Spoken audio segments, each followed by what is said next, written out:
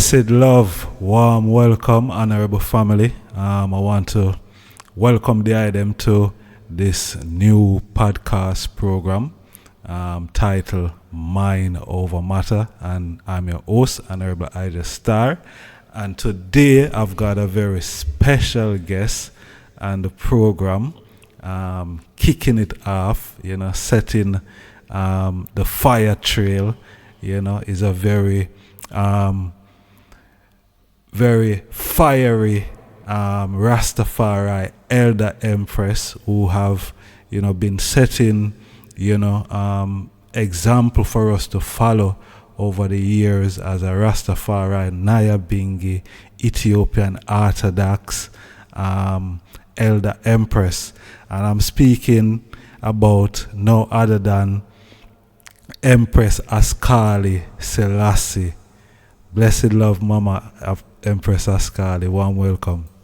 Greetings in the precious name of our Lord and Savior. Kamawi, Haile Selassie. We bless every station and nation in perfect love and harmony.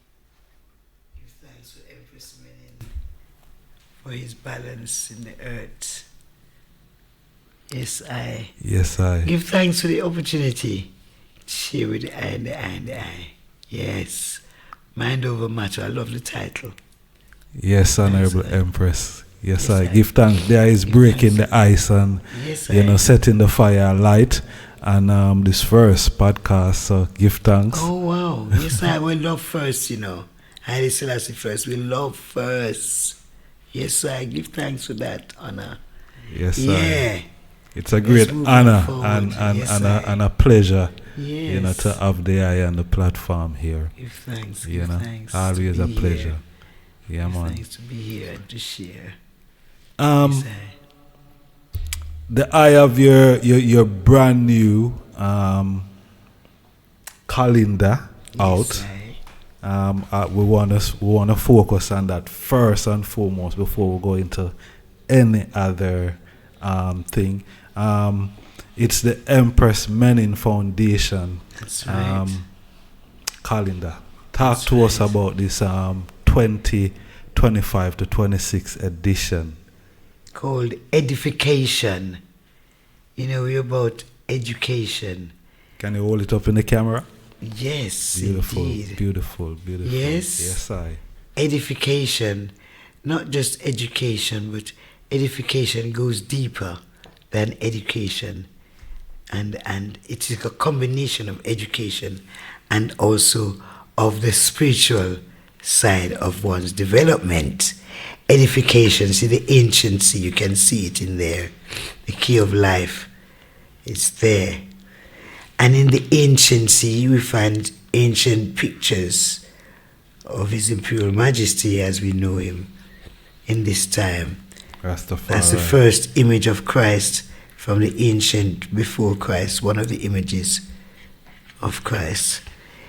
Yeah, this year, for the 16 months, we feature the Pan-African side of things. Can you see that? Because we've got the Pan-African colors red, right black there. And green. Yes. Yes, I. Featured because we have a big subject going on with the Pan-African side of things. Yes, man. We open to royalty. Oops, can you see it? We open to royalty at a royal luncheon, because especially we are celebrating 100 years of Tafari Makonnen School. Seeing. And every year we like to show a picture of the previous year's calendar being full joyed in a different part of the world.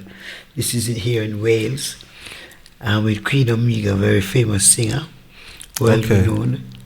From Trinidad. From Trinidad. Yes, I. But we're in Wales to perform and bless. Rastafari. Yes, I. So we move forward. Always, it's each year, each 16 months work is just inspiration. This year we got so many ones who have written books and sharing knowledge that we want to share with the audience worldwide, with vast world audiences. And so we share information of these books that have been written over the years by different ones, and even revisiting the creed. You have to bring up the a little bit, yeah. And revisiting the creed there. And we feature the Rastafari nation of Switzerland as the first time that they started organizing themselves.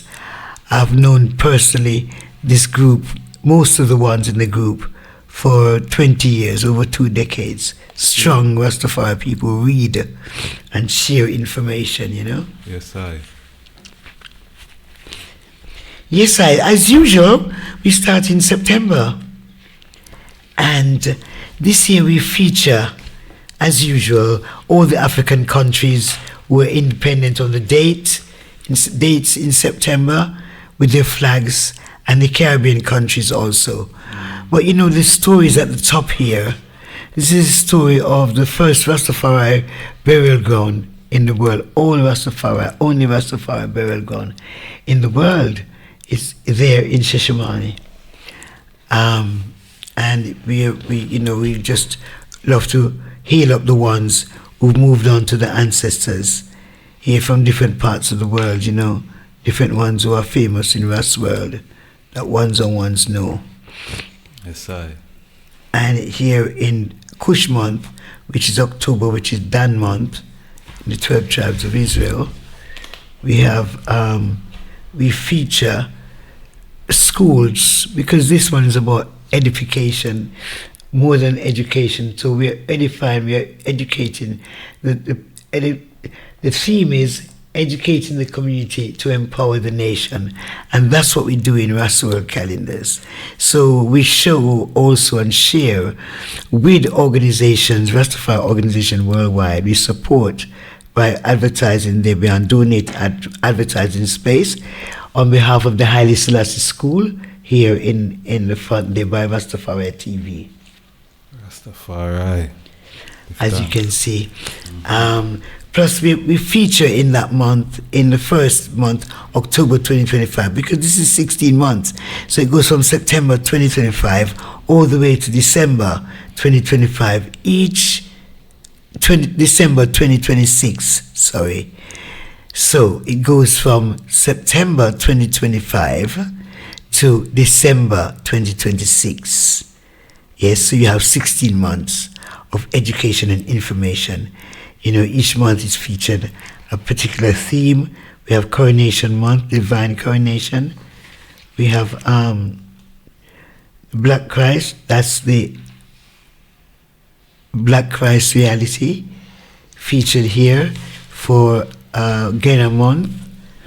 And you have featuring the church here in Jamaica, which is a donation which we gave us, well donated this advertising space to the church in Jamaica, one of the Orthodox churches. And here we have pictures of Kip, Ezekiel amongst, and Sizzler Kalonji and other, Queen Mother Moses and others, where they were pledging support of the rebuilding of the church in Maxfield Avenue in Kingston, Jamaica. That's in Ghana month. There I have a very interesting picture there. Yes. The one with, I think it's a Pope. Oh, yes. In front of... That's the first picture of John the Baptist. Yeah. This one. Oh, the Pope bowing. Yes. Oh, yeah. Yes. In the Vatican. Yeah. Yeah, the Vatican now, you know that in the Vatican, well, readers of Ras World will know, because we've been featuring this story from the beginning, because the Vatican only has black images of the Madonna, no white ones, no Mary in there, only black images. Only black images. Only black images. So you can go to any picture with any Pope who's in charge, and you see the same thing with different Mariams, Tukur Mariam, as we call him, Tukur Mariam. Underneath is a church in America. I'm not sure which denomination, but they recognize the Tukur Mariam. And as I said, we donated this space to Rastworld in Rastworld for if you want to support St. Mary of Zion Church in Jamaica, please feel free. Last year, January 2025, we actually supported the Holy Trinity Church, the rebuilding of that in this calendar, and they were very thankful. And the sister who received the award was, very honored on behalf of the nation and the support that they got for building the church, rebuilding the Holy Trinity Church, which is His Majesty's personal church. This is a historic occasion in February. It's all about Patriots month in February. Because a famous patriot, as everyone knows, is Robert Nesta Marley, born in February. So we still keep the name February, even though we call it Patriots month. And it's the month of Joseph. There's an interesting picture of His Majesty at a very young age. I've recently seen that being circulated on the social, and the social media. Yes. I've recently seen it circulated. Yes. Is that because of? Does they have anything to do with that? That's from a book. Okay, so as far as I know, I was the first person to leak that picture because I got that picture way back, early in the year, taken from a book that was recently published of unseen photographs of His Imperial Majesty and the palace and the throne rooms. And featured in July is that picture. This picture is the picture that Ras McConnell requested that Rastafari, at 4 years old, be seated on the throne of David. And he had it in his house for him to do that. Rastafari. Yes, I. So yeah, Yes, honorable family, our special guest today and mind over matter is the Honorable Elder Empress Askale Selassie. Yes, and it's a great honor and a pleasure to have the Honorable Elder Empress here. One final thing on the calendar. Edification is the title, and there's a key on the front. Why edification? And not education. Not education, yeah. Because it urges you to check it out. What's the difference? There is a difference. You see, edification. It's about not just about the knowledge, but also the wise mind. It's about taking you to another level with the education that you get or the knowledge that you get from a subject. So this one, we are on education. We have been on education, but with this particular issue, we've taken us to another level, a higher level of understanding of the concept of education, of what it means to be educated, what it means to educate yourself and educate the community, because it's an all-round thing. It's not just it's a spiritual journey, it's a material journey, and this calendar offers those opportunities by virtue of the promotions that we give to organizations. For example, even the Rastafari Mansions organization in Jamaica, which is a new one coming up, as it were, and that's a valuable organization that we wanted to support and show that, because they're doing some good works over there, and as we said, also the rebuilding of the church, and we have open here to a paid advert from Pimpamsi. Thank you very much, Pimpamsi. That's Basil there in Brixton and all over the black communities in London I know of. It's got about 5 shops. But this is Liberation Month, and we have to feature Ibrahim Traore, you know. There's the map of his vision for Africa. There's a map of his vision for Africa, of a united Africa, which is what we're on. We're non-stop on that one, you know. Yes, so yeah, get your copies. emfethiopia@gmail.com, and we are working on our website, soon to be launched. Okay, so not yet up, but you can bear it in mind. menenfoundation.org. Yes, Rastafari. Yes, I give thanks. Give thanks. Yes, Honorable Empress. Yeah, man. Great to have the eye here. Let's dive into, some of the real questions them that I and I want to ask.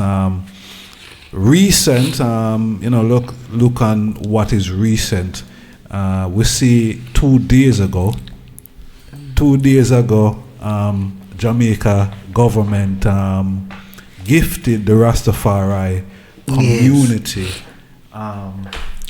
couple of acres of land. Yes. I think it's a kind gesture.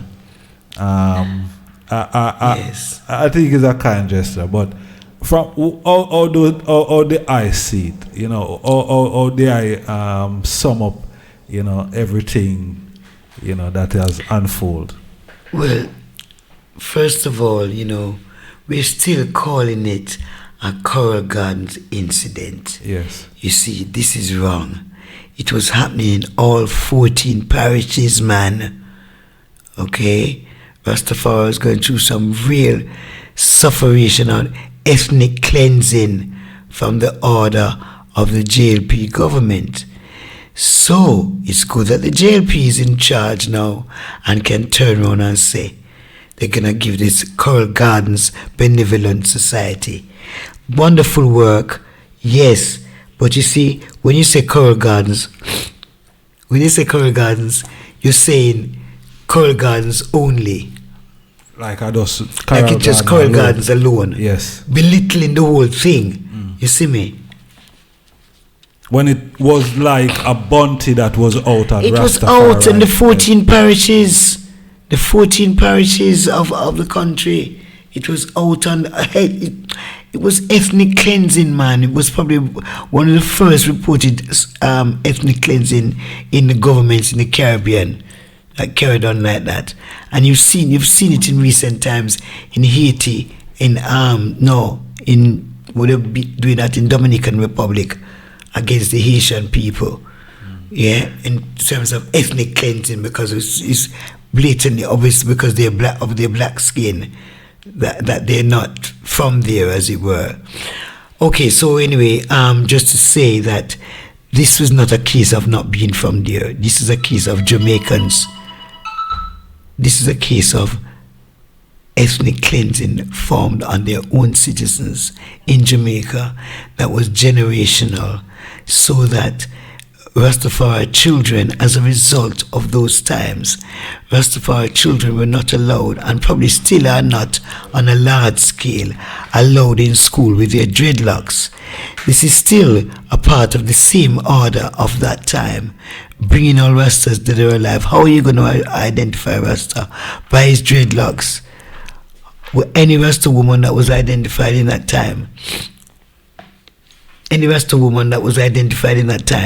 she was taken out and abused, man, in the worst physical way, I'm telling you, okay? So much so that a woman was afraid to go near a Rastaman. And when they have the Rastaman already, there were stories of the sisterins and the matriarchs who used to hide them Rastaman underneath the mattress, any which part they could find to hide them, with a neighbor, anywhere, because people didn't know Sir Rastaman lived in that yard, So these atrocities was going on all over the country in the 14 parishes. Now, are they going to give land in all 14 parishes? Because Rastafari is everywhere in Jamaica, So when they give a piece of land in this in Montego Bay, no. 14 parishes should have it. 14 parishes should have it.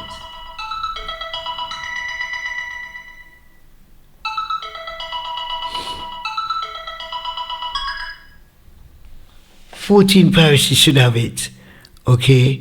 So that you need to know that it's a little bit late on that department unless the government of Jamaica agree that they're going to be given the same portion of land in every parish of Jamaica to Rastafari elders and ancients who are in there suffering one way or another, because of that order, in that dread order from Bad Friday 1963, because of that, the Rastafari nation worldwide has had to suffer on a governmental level from various atrocities.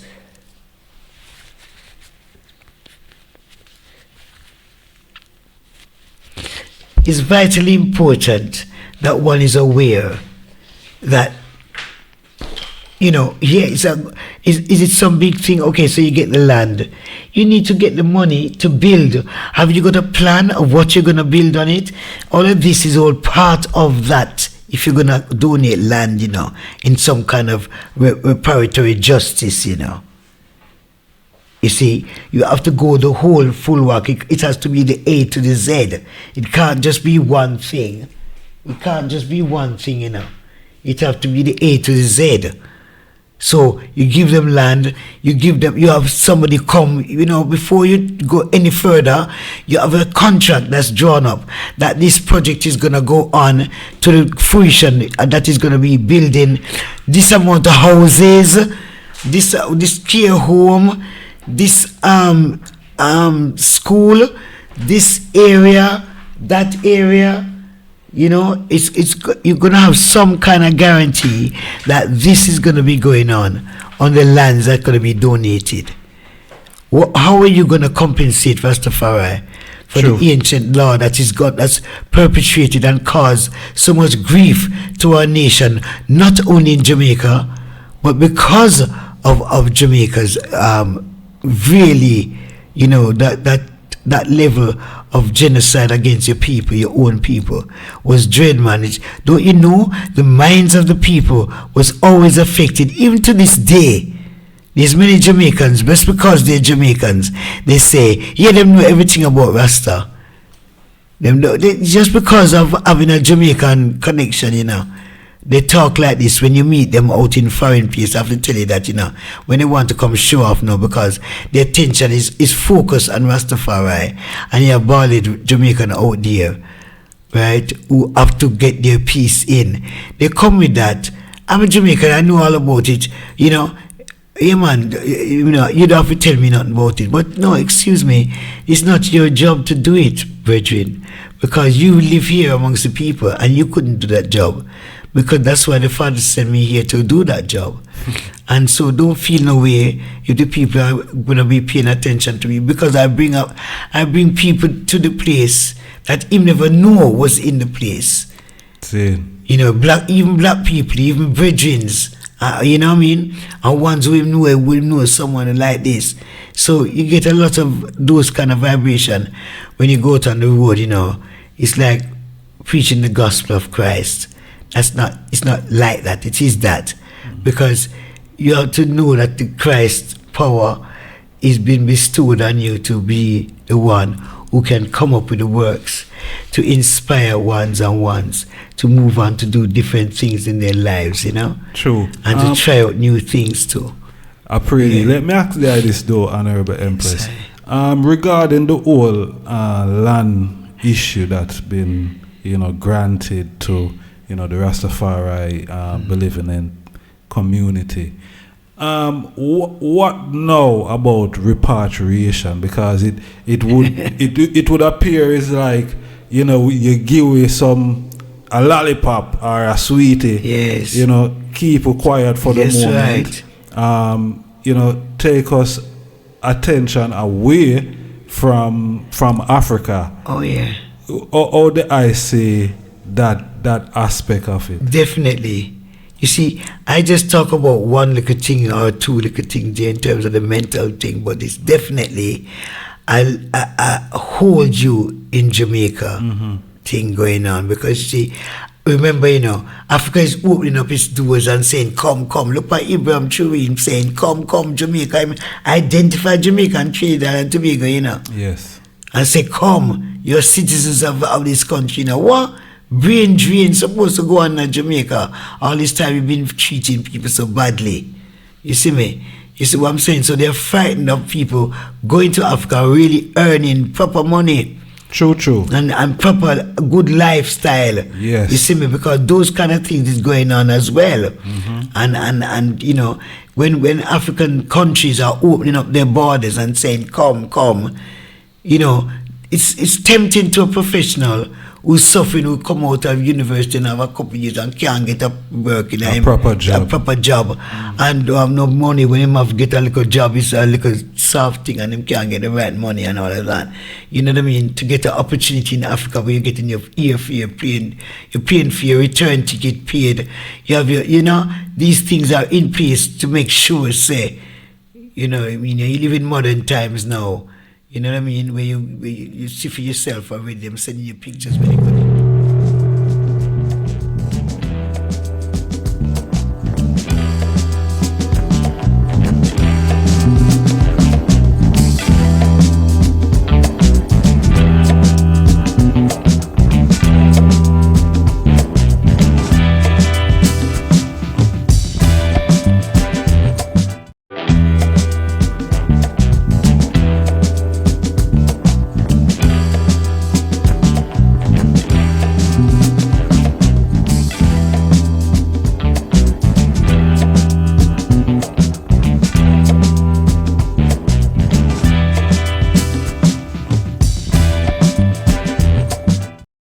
But I'm here with the Honorable Empress Askale Selassie, a patriarch, a matriarch, an elder within the Rastafari community. She's my special guest on this Mind Over Matter podcast program today. See? As I was saying, Honorable Empress, before we had that interruption. So it's like to really all Rastafari in Jamaica, take them away, their attention, from going towards a better. Well, this is what I was saying about. It's one thing to talk about offering land, but I'm saying that you couldn't possibly offer land just in one parish to hold the Rastafari from repatriation. You have to go offer it in all 14 parishes. You're going to have to offer not just the land, but what's going to be on the land. You're going to offer housing. You're going to offer a clinic. All of those things need to be funded. And the government offering land alone, bare land, is no good. You have to have a plan to build a 15-bedroom, 3-bedroom there, and to rent it out for years to make money from that. Not you sure. have a plan to have a clinic, school, whatever. On the land, how big is the land? You understand me? You need all of those important kind of things. So it can't be just.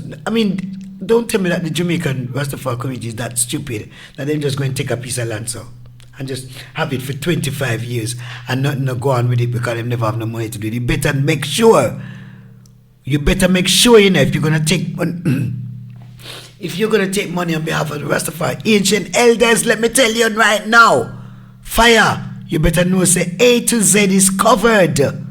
Okay, covered, man. You hear me? School on the property for your grandchildren, them for the ancients, them who's gonna be on there. Them grandchildren must be connected with them. So this family property for them to be there, right? Next to them family, the ones who are gonna put them to rest.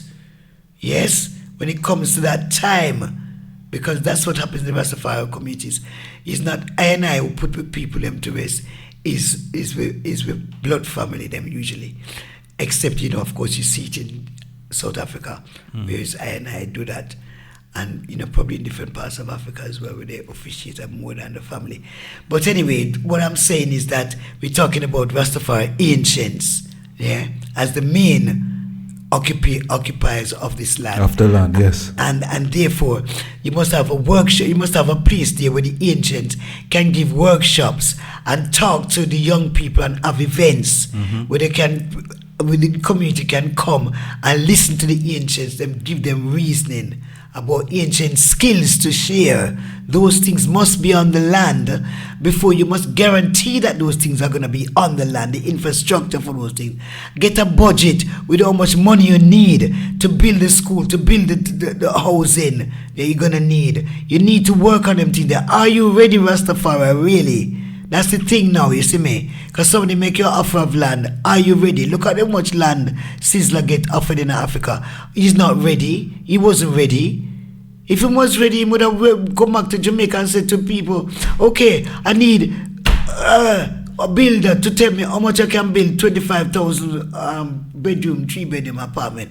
How much I need to build, how much money, get a budget done so that you can now go to the people and offer the land and say, look here, this is the money that I need to raise to develop this place, this land that you give me, What can you do to make it easier for me?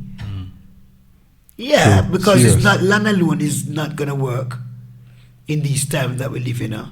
Yeah, well, the land is That's good. That's the first thing.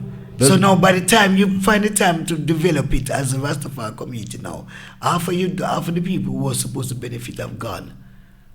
Because according to how them stay with the thing, so you give you this land. So I'm saying, so it's a block first and foremost, yes, against repatriation. It's definitely directly that. Because while the ones them want to still yearn for Africa, and while the singers are still going in Africa and coming back with great news and sharing, and all of that, they want to make sure they can at least keep the singers there with their money tied to Jamaica in which way they can. You know what I mean? Like, as much as possible. It's the elders. It's a way for Rastafari to make money, and I also see it as you'd call national heritage site. Yes. I think that's what they're trying to get at when they're making that move, and but Rastafari accepting this, the community accepting this, right? All right, they're there in Jamaica. They haven't repatriated yet. Do you need land for farming? Because Rastafari, we are farmers. We need land not just for farm ganja, but we need land for farm food. You know what I mean? So, what level amount of land that we have received? What can this land contain? What level of development? Because as far as the narrative, what I've read is 2 property can host and the land. It didn't give you any description about if it's 100-acre land or it's 2-acre land. It just said, boy, land transfer. What that really mean? Land transfer. So already I heard that it's given to this group of people who are gonna benefit them, friend them. I don't know how. Maybe I'm just gonna sell out the land piece by piece to them, friend them, or something like that. Rasta. That was the kind of word sound. So my first thought is that they're gonna be getting land and they're gonna be getting money to put in infrastructure on that land. Because clearly they don't have no money to do that. You understand me? There has to be, if you're going to be giving them land, it's not just land alone. So you transfer the land. So it's just that alone you're going to transfer the money for building the infrastructure. Because the people we are giving the land to, you must have told them some idea, boys. Look how the thing works. Because I've seen this kind of behavior from Rastafari community before, I've seen it before, right? This behavior. From Innocent Vincent, I can say that I've seen that, where the government offer land to the Rastafari people. They offer them a big piece of land.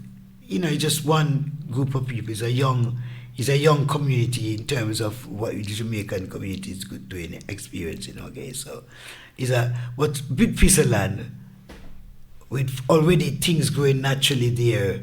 You know, in the wild there. You know what I mean? Already food, a whole heap of food already on the land. A whole heap of coconut, whole heap of this, that, all of that. And there's a split in the community.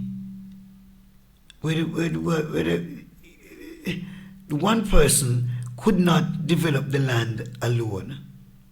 So them take a little piece of it. And the rest of it is there. So, land that you're given from the government, what plan did you show them that you need this amount of land because you want to build 45 3-bedroom houses, one school from all the levels, some junior school, for the community that you're building on that land. You know, it's a Rastafari heritage community, yeah, that you're building. Somewhat like Pinnacle, somewhat like Sheshamani, because Pinnacle was the forerunner, you know, came before Sheshamani. It was the prototype for Sheshamani. And we even have some kind of proof of that because, you know, Leonard Howell is said to have met His Majesty in 1938 here in England when he was at Fairfield House. Okay. Yeah. So what I'm saying is that that environment, we've already done it. As you know, even as we say, we have the first all Rastafari, only Rastafari burial ground in the world in Sheshamani, in our community there in Sheshamani. So, you know, everyone have to be thinking. You have to be thinking like that. When you're building a community, you have to think from the cradle to the grave. Yeah, man, true. You understand me? So this land that you're being offered must come with infrastructural designs already. So you could easily have said, yeah, we're getting 400 acres of land to be divided for 200 acres for farming, and the rest of the 200 acres for developing infrastructure for living quarters and everything for the people who are going to work on the farm and all of that kind of thing. Because it has to be that kind of, you know, close-knit environment in that regard, you know what I mean? Totally agree with what they say, 100%. So to give them land is one thing, and just hope and pray that the people who take in this land have a plan like that, you know what I mean? Otherwise, you know what? Soon the government see him and have to go back or take it back, because the people say, but really, why is that land here just going to waste like that? And we need land to do that. Well, we hope it doesn't turn out like that, though. You know that. We know that we're hoping that for sure. We hope it doesn't of course turn not. out like Of course not. I'm just saying by example of another previous experience that I've known. I know by experience there is making that reference. Yeah, but you know, really, it's a good gesture, as I said, though. You know, kind of like to them friend, as it were. Yeah, the people must have worked hard to get that kind of thing, but really the belittling of it as a choral gardens, whereas 14 parishes of Rastafari is there. You have many Rastafari elders who are living out isolated Rasta. I mean, we did meet them all over the parishes, in the 14 parishes, isolated, where they're living. They're the only Rasta man within a certain big radius of where they are. Yes, young people have come to them and to get wisdom, but them now in a dreadlocks because of the fear. Because the same 1963 dread law, you see what I'm saying? So this is what I was saying recently on a program, that the incident itself, it doesn't only affect the Rastafari community, because the Rastafari brethren and sisters, they're leaving from a family. Them have their mother and their father and their brother and their sister, them have niece, nephews and so forth. And if within them space of time, them would have known, say, boy, a bounty out on the Rastaman them head. So it going to affect the extended family also. It's not just the Rastafari community. So it have this ripple effect over many years, from the one incident, the Coral Garden, to this Up until day. today. Yes, because our Rastafari youths, children, still allowed in today. Can they still go to school in Jamaica with their dreadlocks? I don't think that clear up yet, you know. It's the same thing we see in even Ghana. Yeah, excuse me. I'm telling you, the thing started in Jamaica, right? It started in Jamaica. You have to know that. It started in Jamaica. So that's how it come. That I'm talking about the paranoia and the discrimination and the, those things started in Jamaica. Yes, definitely. And continue in Jamaica. Yeah. They transferred it to certain things like color.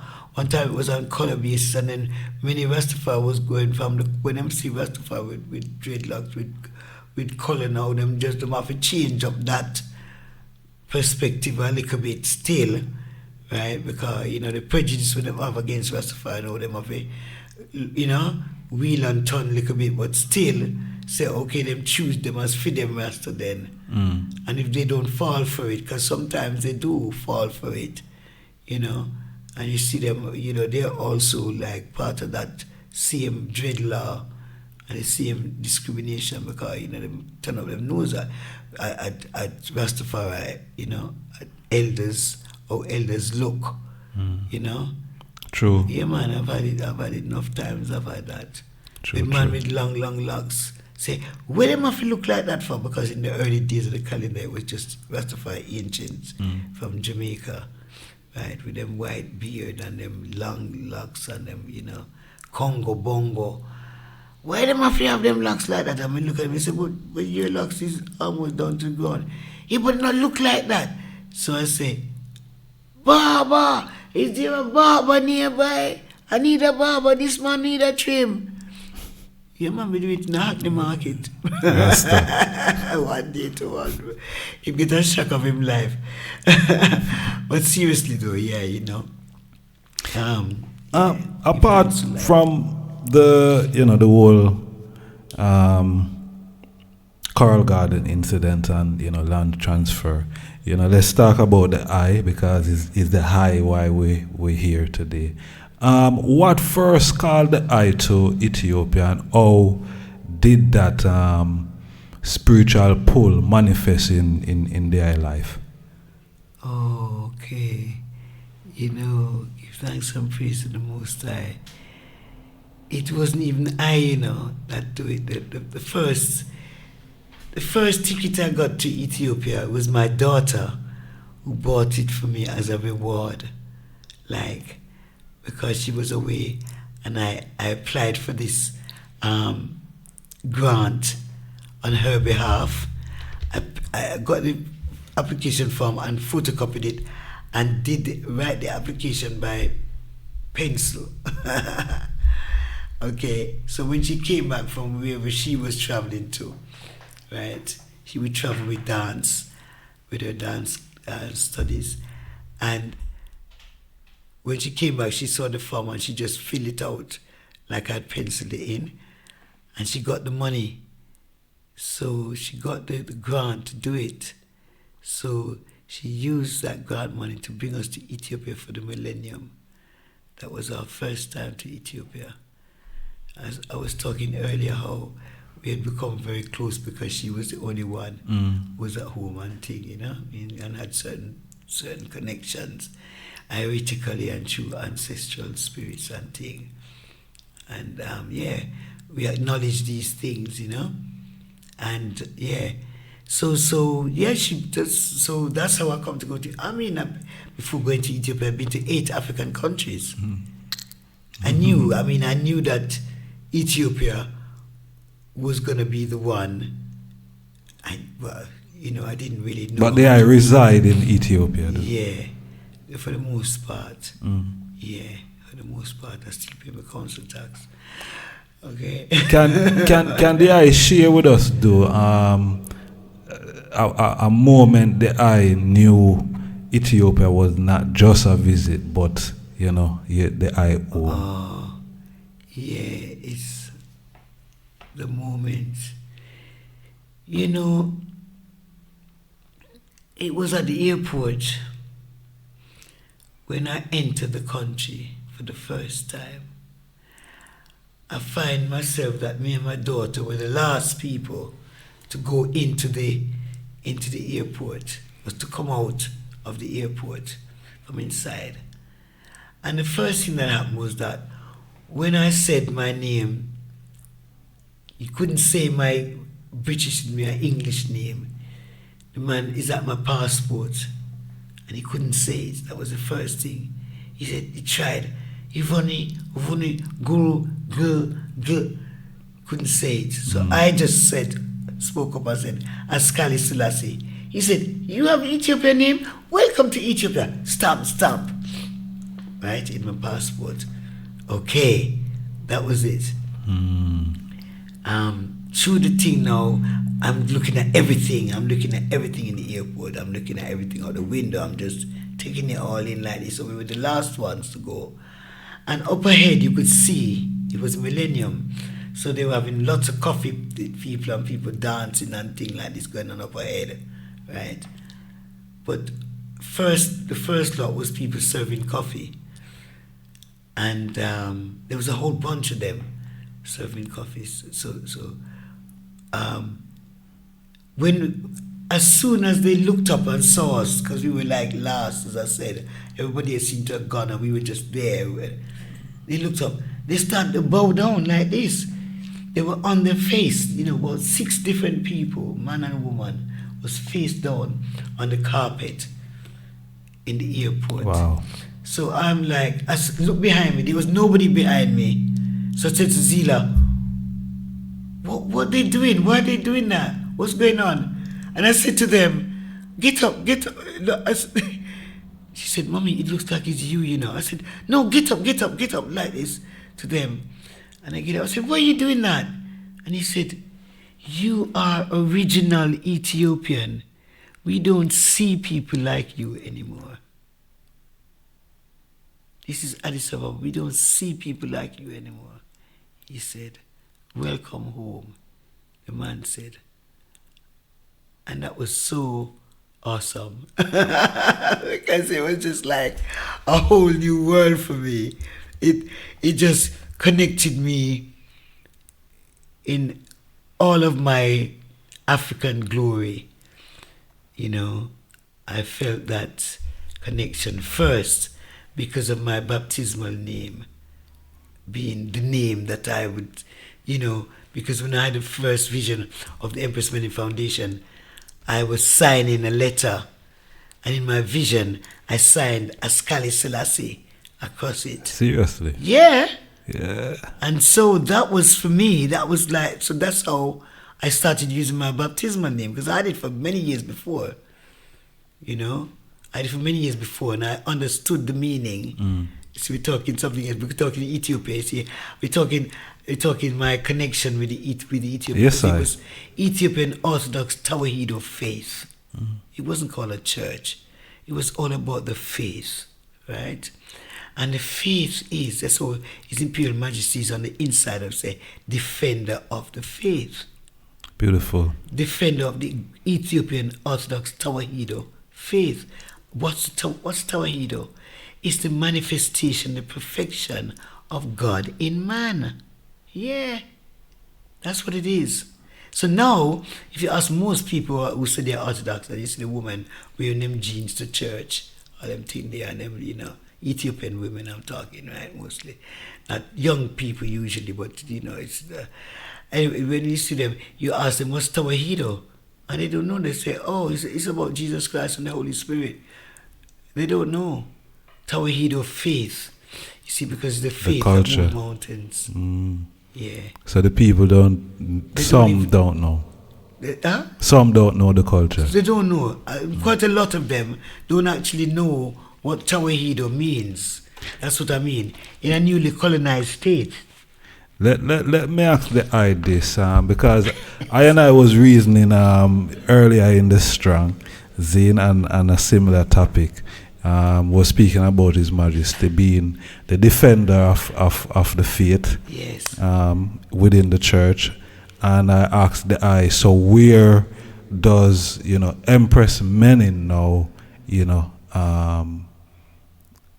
fit into that equation now? Because His Majesty is already the defender of the faith. How does the people see Her Majesty now within the church and within that realm? Okay. So first of all, we have to remember that she's related to Georgis.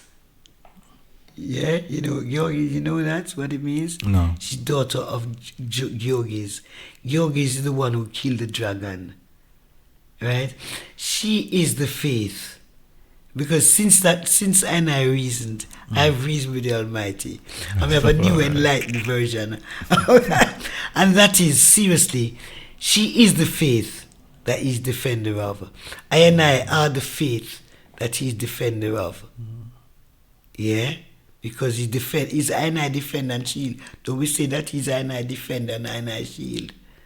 So, I and I are the faith, the living faith in that regard, without any doubt. So, Empress Menen, she's all about the church. Empress Menen, she's all about the church. She spent her time in the church, man.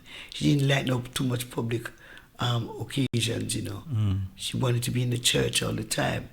And if you see how the palace is set up, it's right there, the biggest church is there. That up to recently, it only had black images in that one. That was one of the ones that was left.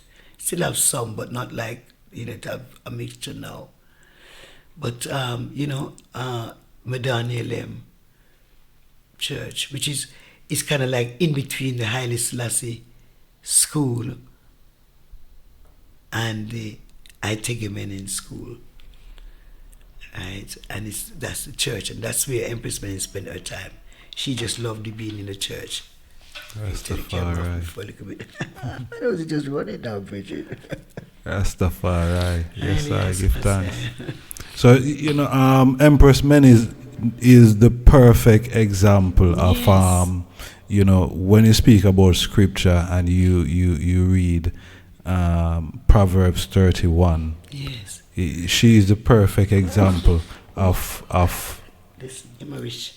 Yes, she is indeed the virtuous woman. She's the example. That's why she was the chosen one for His Imperial Majesty, because of her virtuous life and the way that so people, when you talk about her virtuousness, you see people say, oh, she was married before. Isis. Yemarish. Yes, bless you for woman in Amharic. When a woman sees it. How you go? Yemarish. Yemarish. Yemarish. Yemarish. Rastafari. Give thanks. Give thanks. So, it's also confirmation of true word sounds, True. Give thanks for that. Give thanks. Yes, So, Empress... Oh, we have to cut it right now. Let me go and rejuvenate myself. Rastafari. Yes, Yes, for a moment. Is that good? True. Yes, I. Oh, my goodness. Thanks. So, Honorable Empress, talk to me about, your, being, a Jamaican so-called Rastafari, traveling, within Africa. What's the difference, compared to Ethiopia with the other parts within Africa that you travel? You said you see a question, you said so-called Rastafari, you mean so-called Jamaican? Yes, so-called Jamaican. Because you see, is Rastafari called me for sure. Right, so, but when you say so-called, only could be talking about Jamaican. Jamaican, yes. Thank you for the correction there. Yeah, because we have to be careful with reason and thing, because it's important. Yes, so, first of all, you see, the thing is, this is hard as well. The reason why I flashed the Jamaican is because I was just born there, I don't see myself as a Jamaican, That's my thing, you see me? I don't really see myself as a Jamaican. I never did from child, right? Because it's a thing. It's Jamaican. Being a Jamaican is a thing that you there's a certain level of pride when you see Jamaican performing on the stage and on the world. There's a level of pride there because this was the place I was born. But I'm not happy because of the conditions for my Rastafari ancient elders, that what they had to endure in Jamaica, to go through for this great faith. And it's no good these people are now accepting some little pure thing. Don't you see, you're disrespecting our ancients by doing that. So my Jamaicanness is a bittersweet thing, you see me, because I'm bitter against the Jamaican government and establishment, and see the same government in power now, And them is the head of Rastafari business. Can you imagine? Serious. And it's just that one they continue on go do, and them is the head of Rastafari business. So come on. Sister Honorable Babsy Grange, I know you can step up the program better than that, Jano. Yeah, man. You need the right people, man, to get, because you need visionary people, not some little licky people. You see me? That's what Rastafari need in Jamaica, some visionary people who can work the thing through. So the government gives some little crumbs. On a level, it's like crumbs, But as I said, I'm sure it's not just the land alone. They must be giving them money to build infrastructure inside, because that's the only thing that makes sense. I don't see anything else making sense in that scenario of being given land. You must have been given a certain amount of money that people will not have access to go and spend and eat out. You see me? Or not. You know what I mean? Yes, for sure. It's going to go with it. So anyway, that's my Jamaicanness, because when you see how what's the people in charge of Rastafari in Jamaica, how them carrying on in this regard, you see, it don't make you proud to be a Jamaican. You would rather just everyone will say you're serving His Imperial Majesty Rastafari of Ethiopia. You understand me? Because that's where it all began anyway. It didn't just begin in Jamaica, you know what I mean? Like we say a lot of times we say that, but the manifestation is in Jamaica. It comes in the seeds of our ancestors from the great land, of the whole land of Ethiopia, Africa, as it was in that time. Yes, so how do I see Ethiopia compared to the rest of Africa? Yeah, because the other places that you've been. Ethiopia, okay, so Ethiopia have this specific culture. Everybody have a specific culture and thing, and everybody know you can get jollof rice in West Africa and all of that. But Ethiopia have a culture and a language that is predating all of the colonized concepts that we have in the other African countries that were colonized in that time. So the things that come about of it is really just the 5 years of occupation by the Italians. And with that 5 years of occupation, to be honest, I burn them out for that. Because 75 years later, after 5 years of occupation, Ethiopians are speaking Italian language fluently like it's their own. 5 years. 75. 75 After 5 years of occupation, okay. 75 years later, they want to say ciao and all of that. I balem ciao. They want to tell you piazza. I balem piazza, or rather. Because at first I used to just say, I balem piazza. And then they would ask me, oh, what do you say instead of piazza? Right, so I had to learn all of the words that they were using in Italian language, that was Ethiopian by language. And give thanks and praise to the Most High, because in the times when I first went to Ethiopia 12 years ago, I was on this mission, especially right at the beginning, because I was working with the Patriots closely. And these were the things they were telling me. That's how I got to know about Ibalem. when they say forbid, them forbid the use of it, you know, in them hearing. And when them say, so I feel it, I get it, you know what I mean? So there's a difference, you know. In I also experience a different kind of how the colonizers' effect have on the people is different. So that Ethiopians don't have that so much in that regard, but they have things going on now more than they did when I first went there. That is, you know, that is more like the rest of Africa in a Jesus name thing, and well, you know, it's just new to them. It's new that they're having not just Jesus in Sheshemani. It's not just Jesus that's changing the thing. It's Allah.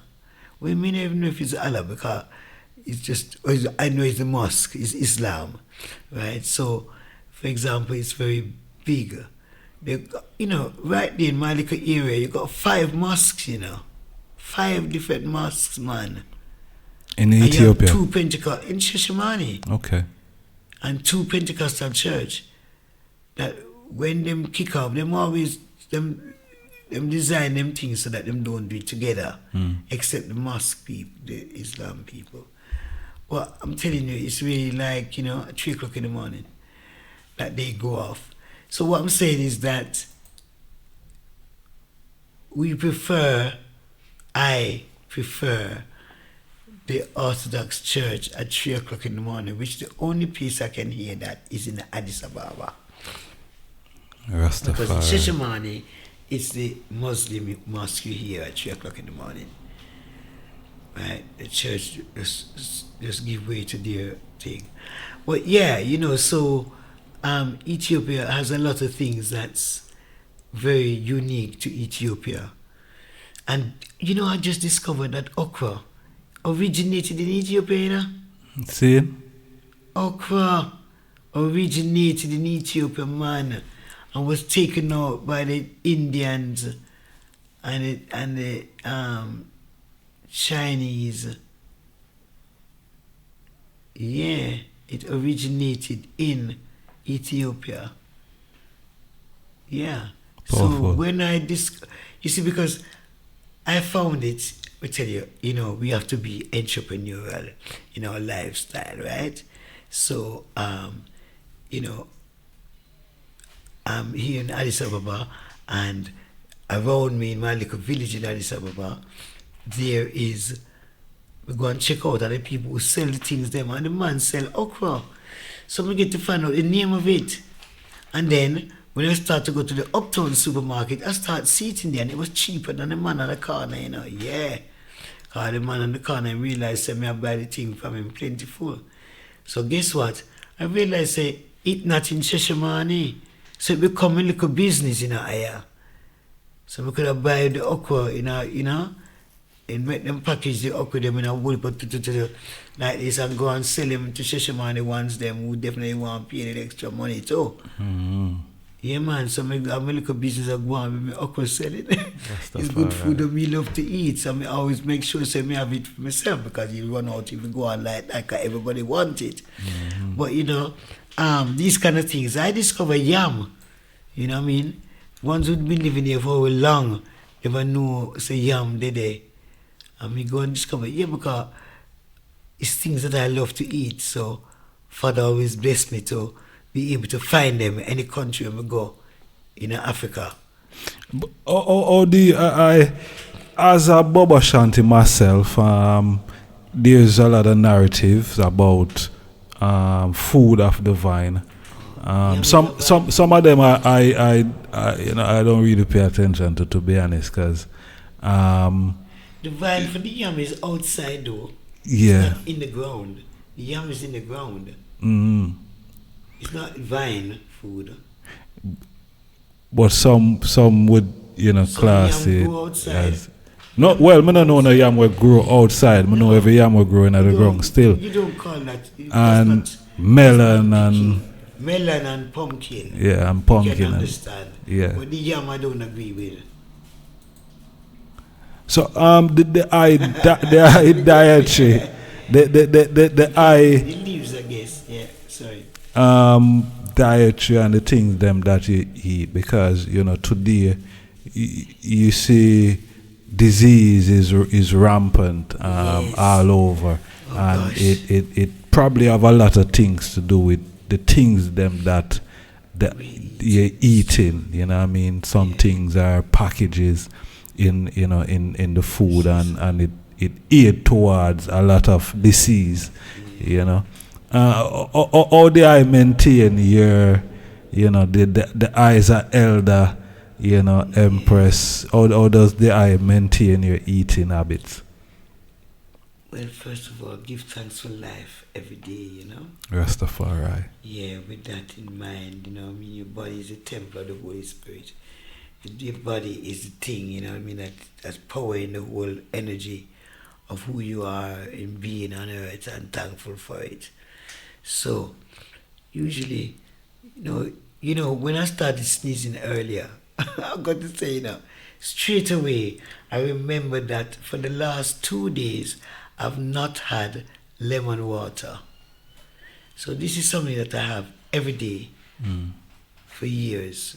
As my first drink in the morning is some hot lemon water, right? So I've not had that. I was fortunate enough to bring about 5 kilos of lemon from a garden. What's the purpose of The that? lemon water now, it's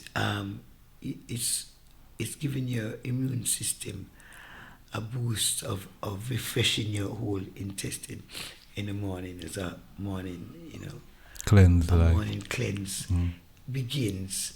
You're speaking to your body. Me, I'm talking to my body and saying, hey, I'm about to, put food inside of you. I'm about to give you sustenance. You know what I mean? So, in Ethiopia, to be honest, I have the lemon first, but then at least an hour or so later, I have, because that lemon might be 5:30 or 6 o'clock in the morning, right? And then an hour later, I have some kind of bush tea, as it were, something from the garden, whether it be lemon lime leaf, or soursop leaf, or guava leaf, or mango leaf, with ginger, or I have these teas going for 3 days, adding stuff like ginger to it every day, like. And then, these things in Ethiopia, keep that up. But I must say, since I've been around here, I've been very faulty. And, earlier, as soon as I see it, I thought, oh gosh, that's it. So, that's the kind of thing, you see, that I do. And then straight away, my goodie talks to me. You see me, my goodie now, because you got to this stage that your goodie talk to you. I've got to do this now. I've got to do that. Yeah. But when it talks to me, and I know what's going on, why it's going on like that. And this is the thing, you have to be in tune with your goodie, really, you know what I mean? So you know that you don't eat certain things because you know what's going to happen, right? True. I also flashed, and not only flashed on the lemon, but I also flashed through everything that I've eaten today, so far. And I'm like, yeah, but because I didn't have the lemon, I had moringa this morning, which I brought from Ethiopia. I had moringa in my hot water. So, just to share with your goodie something that is for re-energizing and saying you're thankful for what's going on in it with it. You're there to do that. So, yeah. And something, I need to drink more water. I don't drink enough water. And this is something that I know when I do drink water, oh my goodness, you see, because I come to drink water more is because I'm walking. So now, in Shashamane, I walk, that's what I'm doing, and it's all over the place. You can walk to the prison, where I'm going prison visits, and I walk, yeah. Although I do have a Bajaj, more time it's better to go with a Bajaj because he's speaking the language as well. So, you know what I mean, in case I need meeting anyone who going to go at night, them going to go fierce about them language that we not going to talk I need to learn Amharic first. So I'm sorry, but Oromo have to come second. You know what I mean? I have all the nice words for Oromo, but Amharic first. So so with the prison system is Oromo. So it's good to go with the budget. And but all I'm saying is that everything is in walking distance. You know, right? To give you a different health kick, a different health boost. Yeah, you know, there's times, you know, with this work, it doesn't afford me a lot of time to really walk, except I'm walking early mornings, you know. I used to walk early mornings. It says I'm going to start it again because it's after the new year, and it's time when I go forward after the new year, I'm going to be doing that. To keep strong and healthy, man, we have to do it. We have to get up and use up the system, you see me? Yes, this is a machine that we have, you know, we have to keep it moving. Yeah, man, mobilize. Yeah, man. You understand? As much as possible, so that we are able to show the Almighty, so we're thankful for it. Yes, sir. You understand me? So give thanks, yeah. Yes, that's how we do it, Empress. You know? By faith. Final question today, what words of encouragement do you have for young Rastafari youths, following up now on the journey and have a whole future ahead of them? What would you encourage them? The first thing is this, right? You youths have these incredible tools named the internet, Rasta. Mm-hmm. Anything at all that you are interested in as a youth, anything at all, you can check it out online, man, and find out about it. Them have classes online free, you know. Almost everything where you want to learn is online free on YouTube and on these places like that, you know. You can check it out for yourself, you know. You don't have to pretend with your parents, you know, because you're going to do the research about what you want to do with your life, okay? You're going to do that research. And that's why we take pride in the December months of the calendar. In the December months, we always promote the youths, you know. We always promote Rastafari youths and projects. But this is February, I know. But yeah,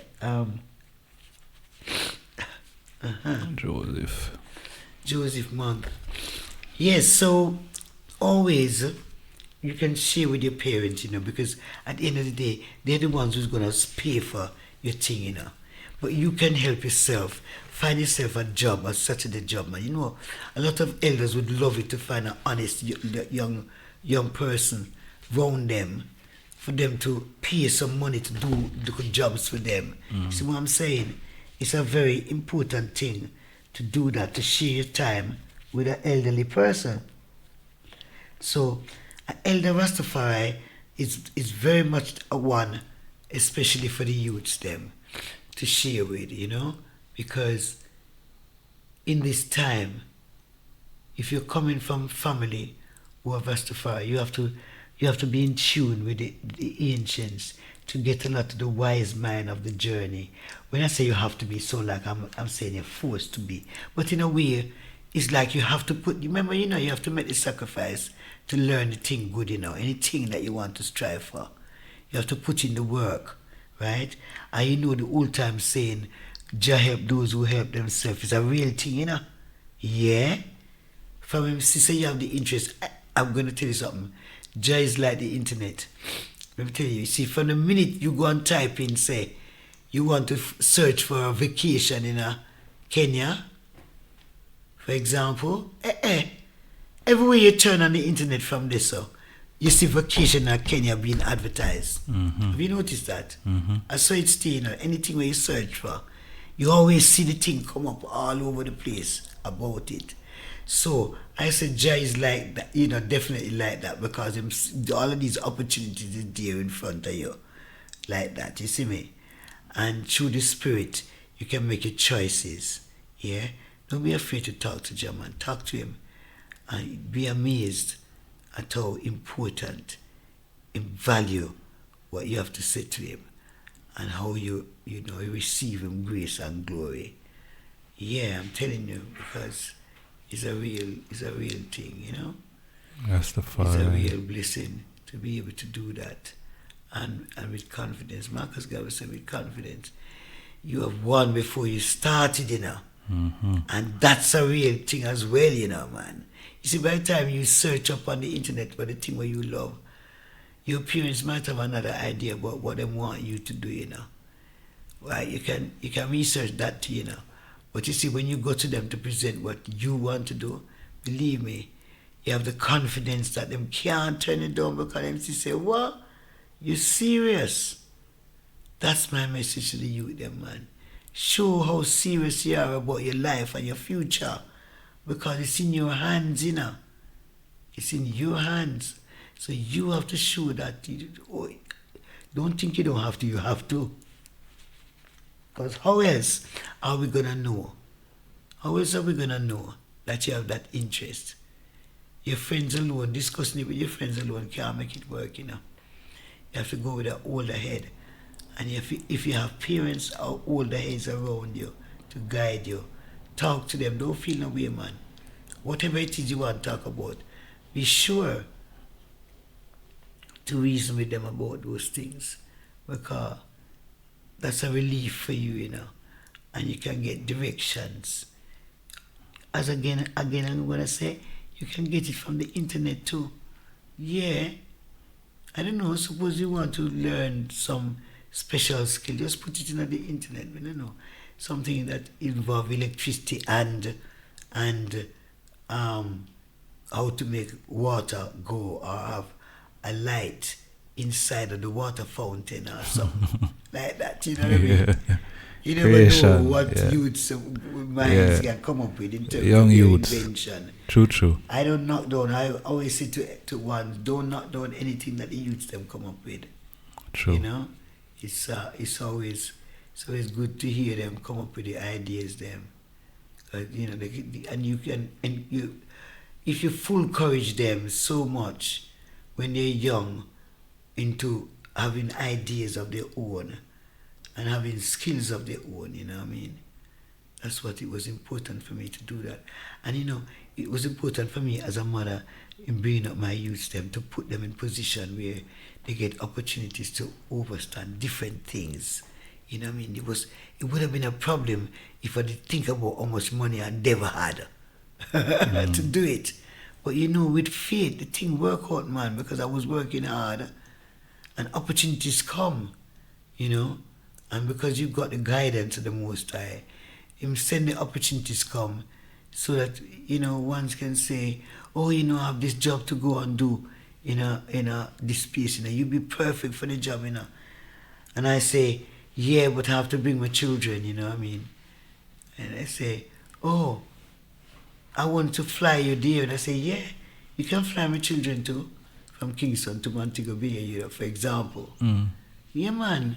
And you, with confidence, you won before you started, because you wouldn't think about doing something like that, but I did it and get it. So my children could get, you know what I mean, get on the plane and get experience in Jamaica and being on a plane as Rasta children with dreadlocks. where they were being told by certain older people, right, that they wouldn't be able to go on the plane if them have them dreadlocks. Tell your mother to cut off your hair, man, because you can't go up on plane with it like that. That's what they were telling them, you know. You should come to me and I say, what kind of stupid is that? Don't want to go with them anyway, you know. So we did go, that's how Father come to present the plane situation. Right there where the prejudice was in Jamaica. You see me? So, yeah. Well, you know, it's a really good university of life, Jamaica, as a Rasta. Because I first meet His Majesty here in the UK. You see me? I was in public relations. I was earning good money. Yeah. And I was sent off to Jamaica by ITN to go and cover the first reggae exposure to meet the ones at 1C Oxford Road in Jamaica, you know. That was the music headquarters in the 70s. That's where everyone communicated and hang out. All the Rastafari musicians, them was there, passing through there in the early 70s. Yeah, man, so Journey. they were to do a journey like this. And I was doing PR for Virgin at the time. So that's where I'll come and know IT and people that, Okay. do business over here.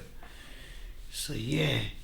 That's how I get in connected with Bob Marley also. Right. That's how the journey started. That's how true works here.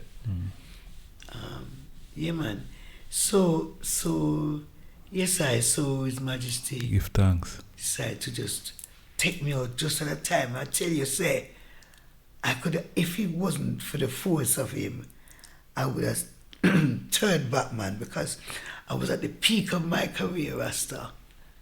You see me? I was flying first class everywhere as a Rasta, but not fully in my faith.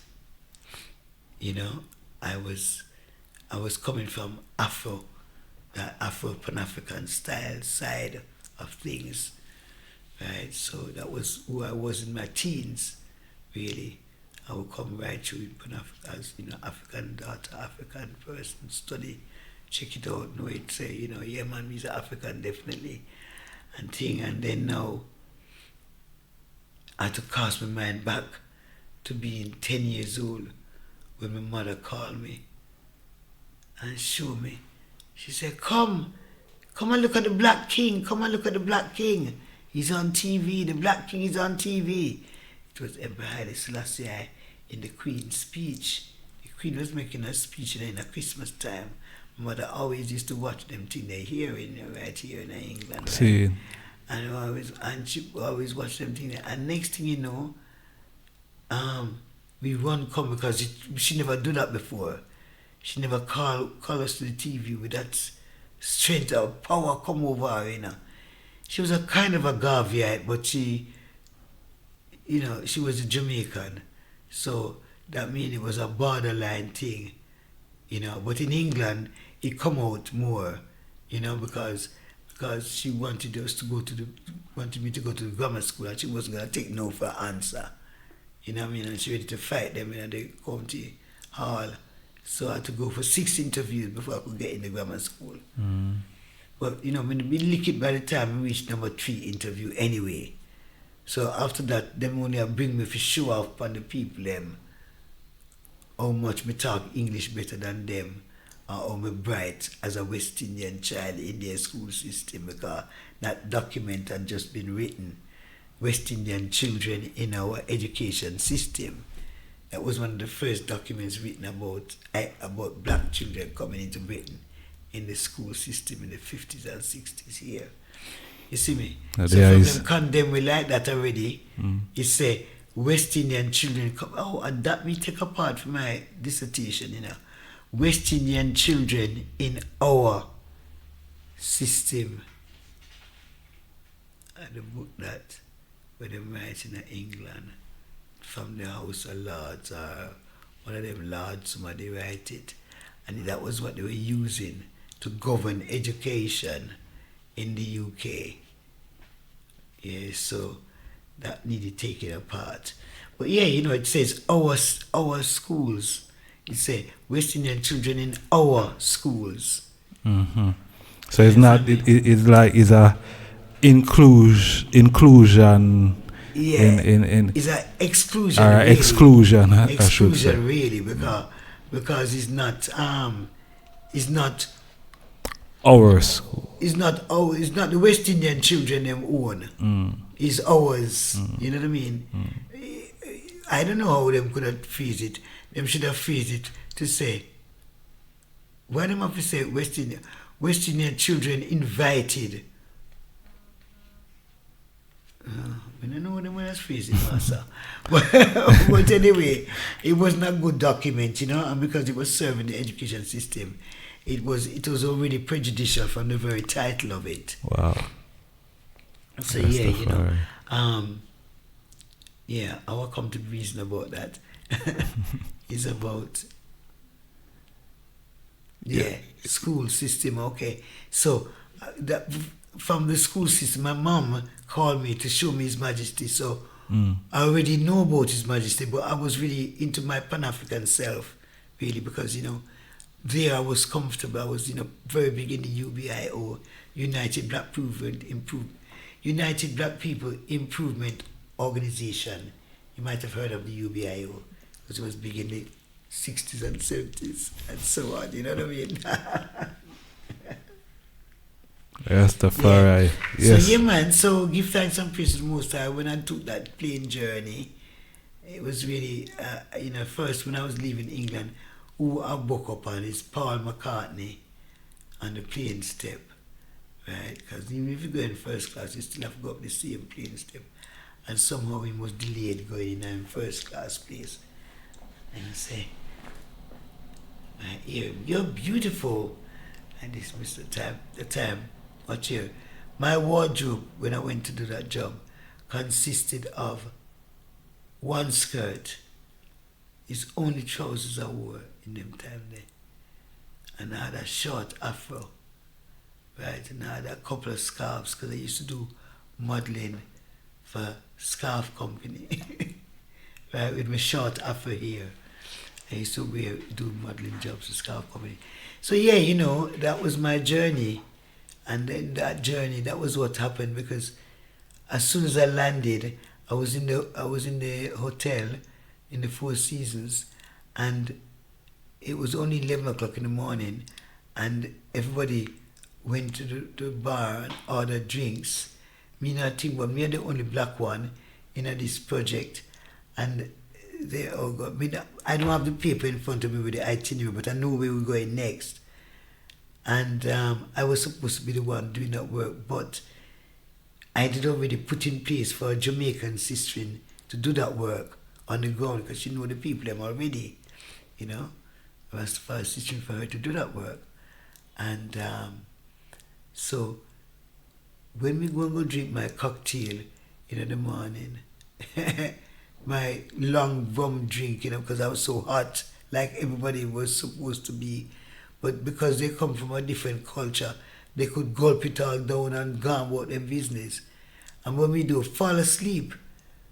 We go take the drink to my room. When they say they go to their room and get them thing there, we go to my room and fall asleep because of the rum drink. When we come out, nobody did it. And me now get the idea to walk. Anyway, it was a journey that took me to one sea by foot. And when we reached there, before I reached there, I was told about the Bull Bay filming, that the film crew, the same film crew, was going to be at Bull Bay Beach after.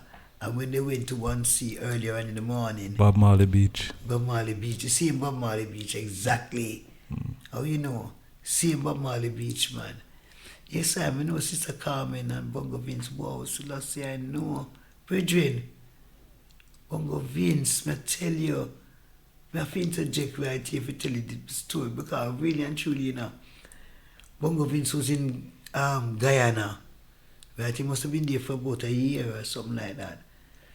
And he leave from Guyana, and one virgin in California, we know, show him say the best person that he want to go Ghana, the best person he should go and stay with is my son-in-law and my daughter. He never know, say it's my daughter. Yeah? He just know, say, this is the best virgin for him to go and stay with him. And he is the best virgin in the whole of Ghana. Right? Rashama, big up Rashama.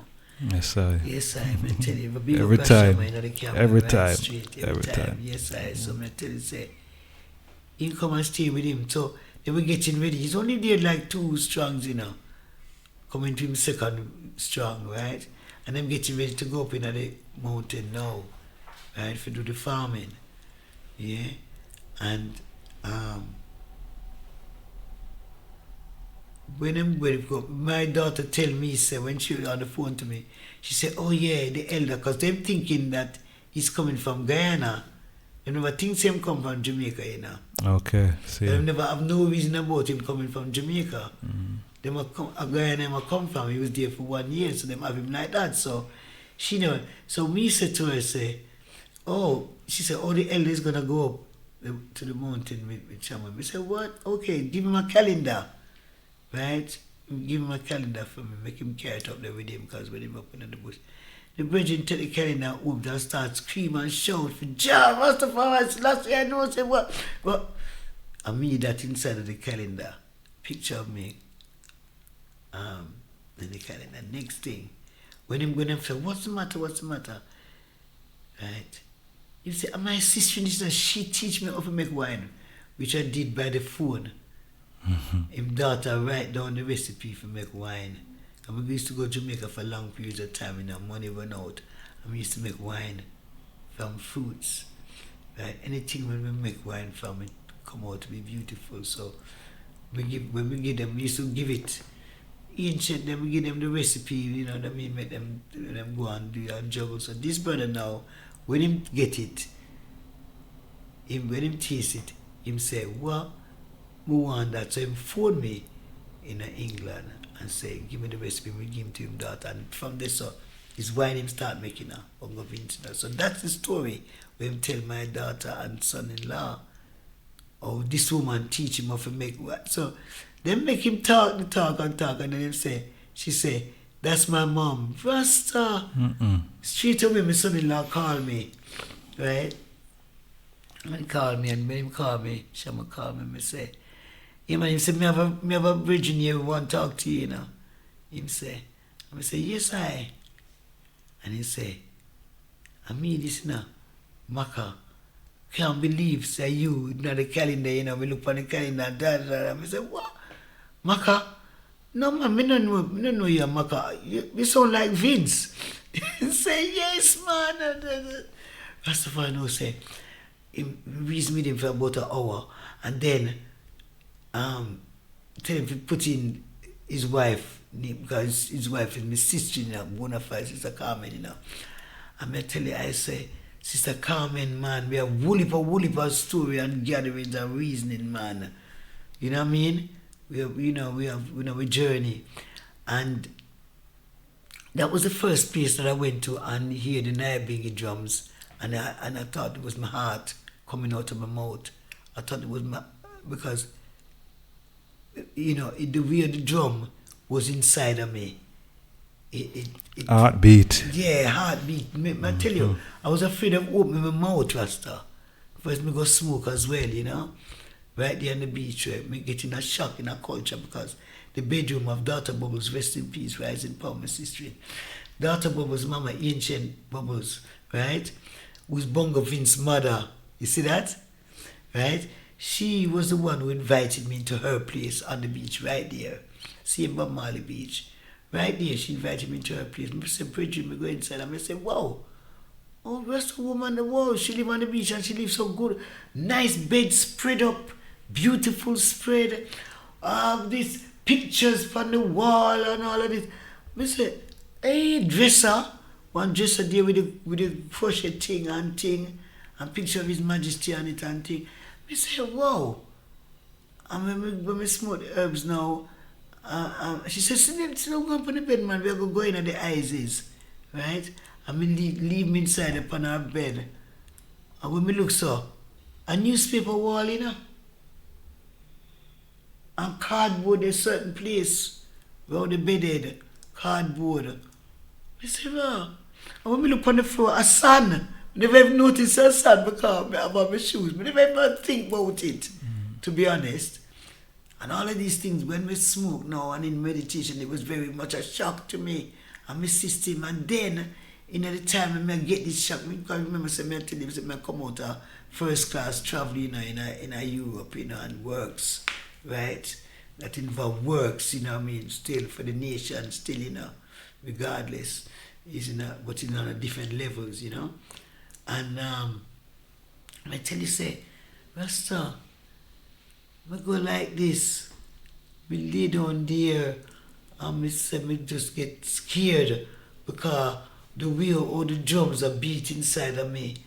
Me just start, I hear it in my ears and I block up my ears so I get it in my heart and I get it And it was, I mean, now it's reaching my mouth. I mean, I can't seal up my mouth because I can't open my mouth because it will jump out of my mouth. I was really in a place, man. I said, whoa. Different realm. Let me just go and check this out.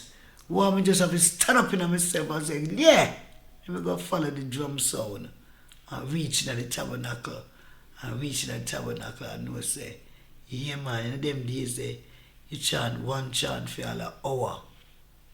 So everyone inside there know the words. You don't have to know if you read. You know if you chant. You see me?